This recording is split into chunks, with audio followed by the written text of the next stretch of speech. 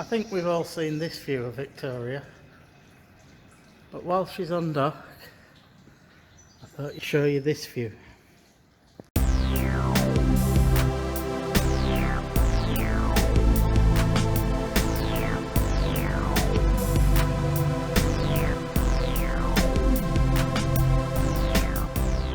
This boat was built in 1931 by W.J. Yarwood and Sons in Northwich. It's built out of sheet metal plates that had a high copper amount in them, coppered steel it's called, and then bolted together with rivets, hot riveting, so the rivet goes in hot, and as it contracts it clamps the two bits of steel together. This is one of the joins of the steel plates, and behind it is another plate that them rivets go through, and it holds it all together.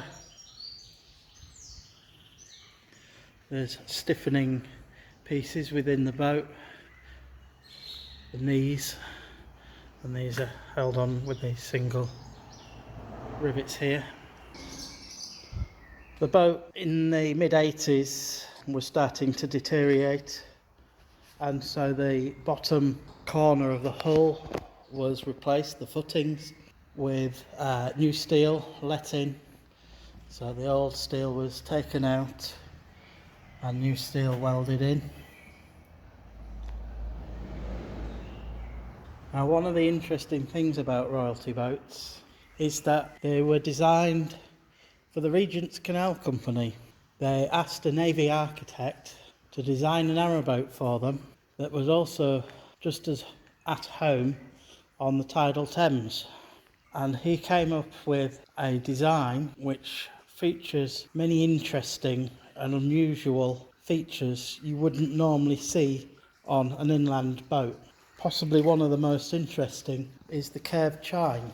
So the corner where the sides meet the bottom, I've had them overplated, but this section here is original, and you see how it curves around. Now you may wonder why that is important. Well, not only does it help you not get stuck to the mud should you need to dry out on a berth, the water can swim underneath, but it helps its sea handling as well. So on still waters it actually makes it more rolling.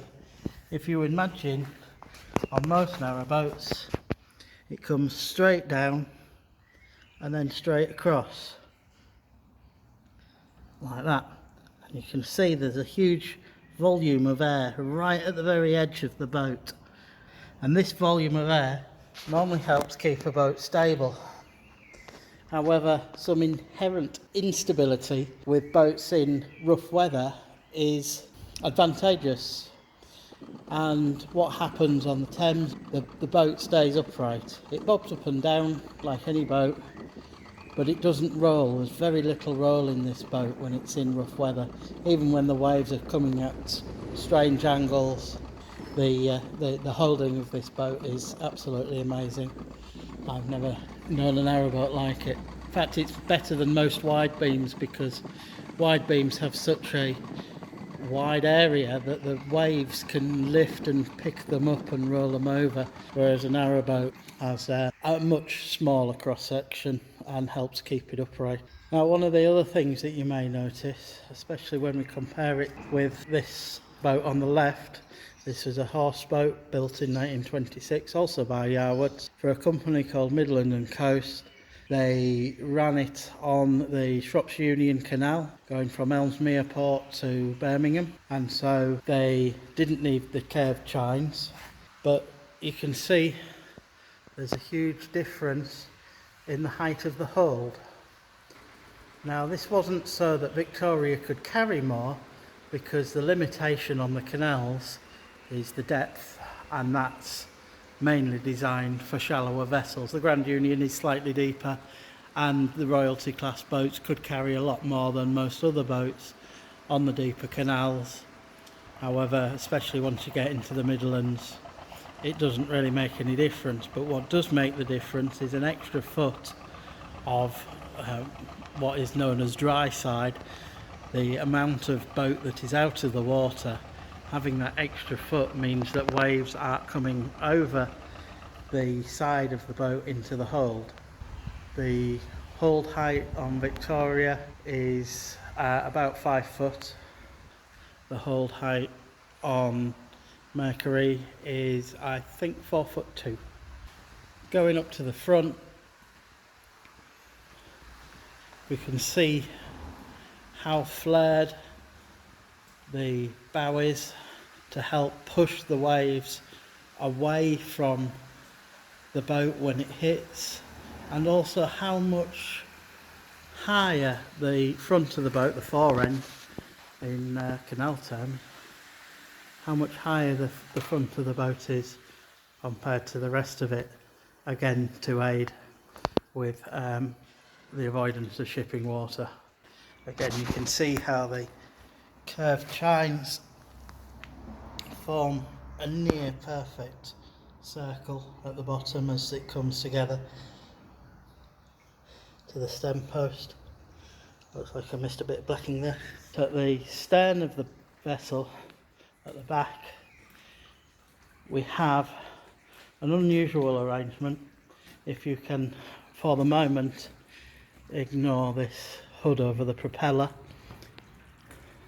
This part here is a skeg support which holds the bottom of the skeg, which holds the rudder, in place and stops any loading that sits on the bottom of there. So if it dries out, for example, or if it hits the bottom, which tends to be more often the case these days, the skeg plate isn't bent.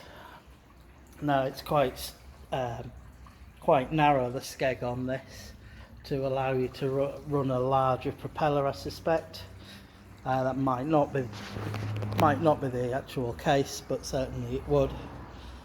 The propeller, if you notice, isn't exactly central within the space between the Uxter plate, that's the bottom of the counter, so the top plate in the picture, and the skeg.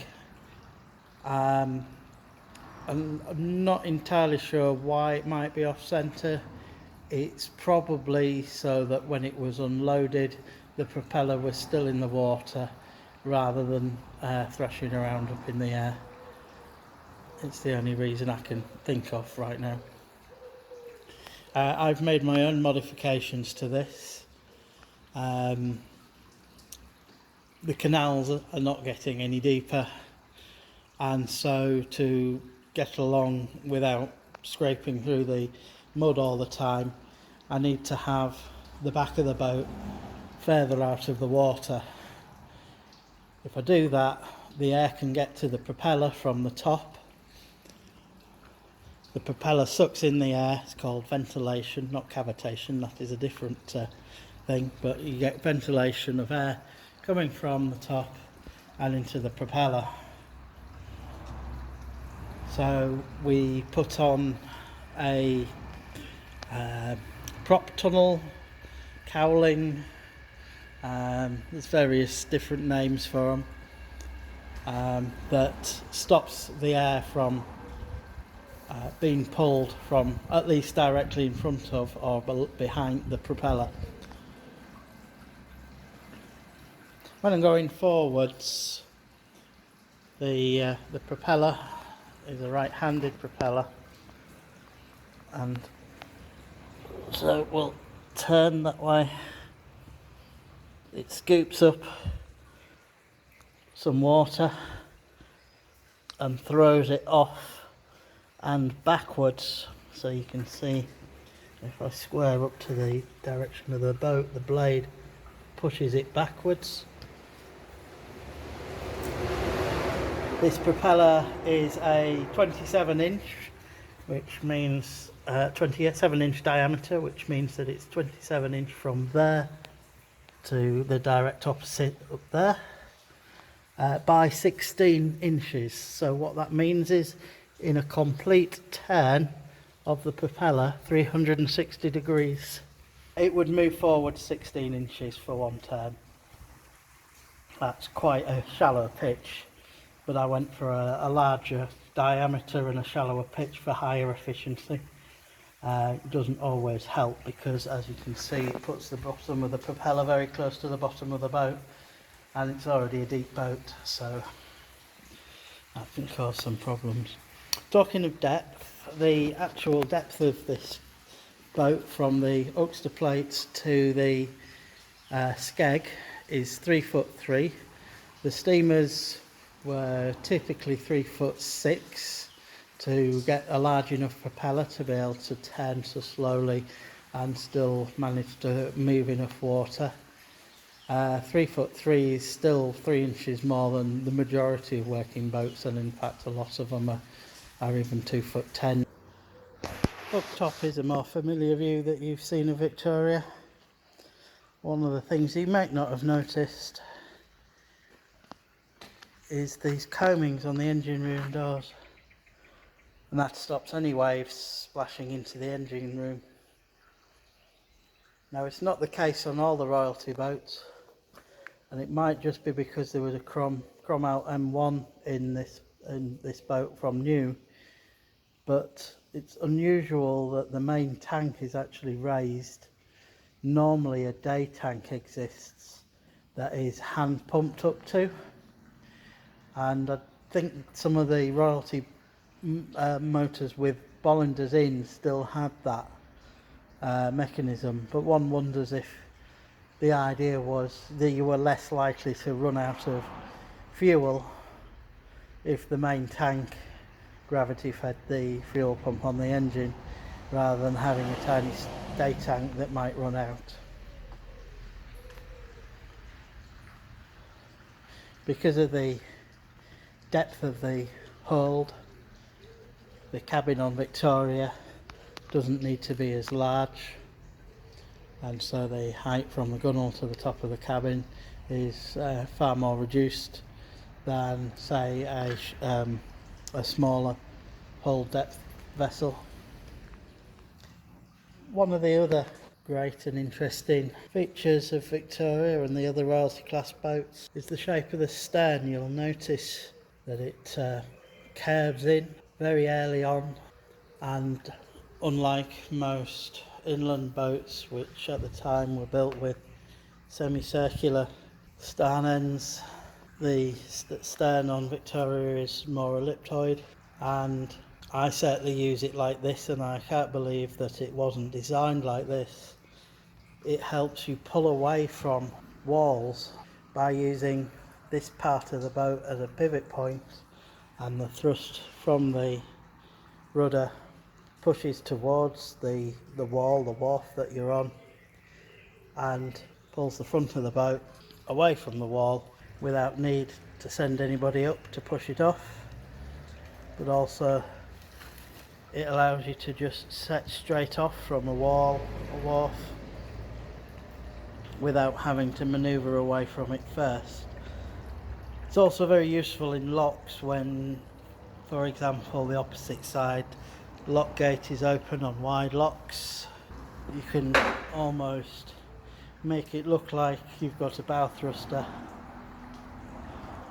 For a sense of scale, the rudder is 3 foot high from the flat point at the top and the flat point at the bottom. So the rudder is deeper than the majority of vessels on the canal anyway. So it always makes it fun. But it's also quite considerably bigger, which gives me that extra steerage when you need it. Again, very useful on the tideway when you're manoeuvring and you have a high speed tide pushing you about. You want something with a bit of grunt that will help turn the boat the way you want to go. I hope you've enjoyed this look around royalty class motorboat Victoria, seen some of our unique features, and hopefully I've explained the reasons behind them, or at least the reasons I think that are behind them. If you'd like to see more of this boat and other narrowboats, please subscribe to the channel. It helps me out greatly and it means that you don't miss anything that you might enjoy. If you enjoyed this video, please like it. Thanks for watching, and I'll see you in another video.